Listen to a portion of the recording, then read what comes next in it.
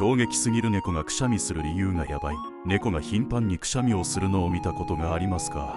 実はくしゃみは猫にとって単なるホコリや匂いの刺激に対する反応だけではありません。